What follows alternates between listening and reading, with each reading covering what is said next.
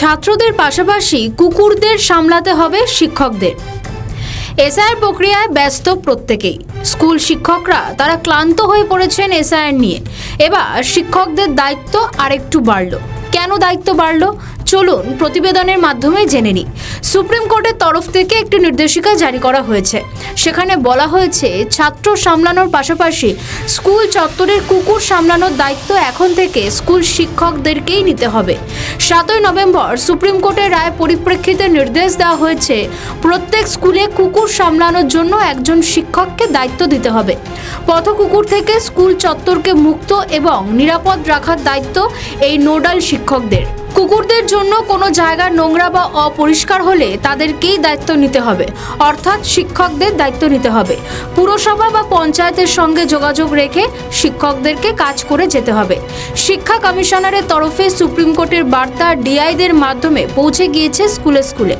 শিক্ষক সংগঠনের এক নেতা বলেছেন, একবার নির্দেশ সুপ্রিম কোর্ট দিচ্ছে কুকুরদের মিড ডে মিল খাওয়াতে হবে, আবার সুপ্রিম কোর্টের তরফ থেকে বলা হচ্ছে তাদেরকে দেখভাল করতে হবে। শিক্ষকরা কত কাজ করবে, তারা ক্লান্ত। প্রসঙ্গত, দিল্লিতে জলাতঙ্ক নিয়ে হইচই হওয়ার পর শিক্ষা দফতরের তরফ থেকে নির্দেশিকা দেওয়া হয়েছিল। সেখানে কুকুর নিয়ে পড়ুয়াদের সতর্ক থাকতে বলা হয়েছিল। পাশাপাশি বলা হয়েছিল পথ কুকুরদের সঙ্গে যেন কোনো রকম আক্রমণাত্মক আচরণ না করা হয়।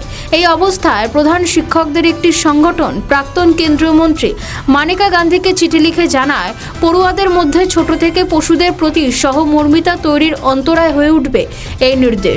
যদিও এই চিঠিকে যুক্তিসঙ্গত বলা হয়েছে, দরকার পড়লে যেন পথ কুকুরদের খাওয়ানো হয় সে কথাও বলা হয়েছে এই চিঠিতে। সুপ্রিম কোর্টের তরফ থেকে নির্দেশিকা জারি হওয়ার পর থেকে প্রশাসনের তরফ থেকেও কুকুর মুক্ত রাখার উপর জোর দেওয়া হচ্ছে।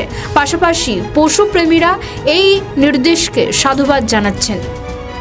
আমাদের ভিডিও ভালো লাগলে লাইক ও শেয়ার করুন, কমেন্ট সেকশনে আপনাদের মতামত জানান। আরও ভিডিও পেতে আমাদের চ্যানেলটিকে সাবস্ক্রাইব করুন এবং প্রতি মুহূর্তে খবরের আপডেট পেতে প্রেস করুন বেল আইকন।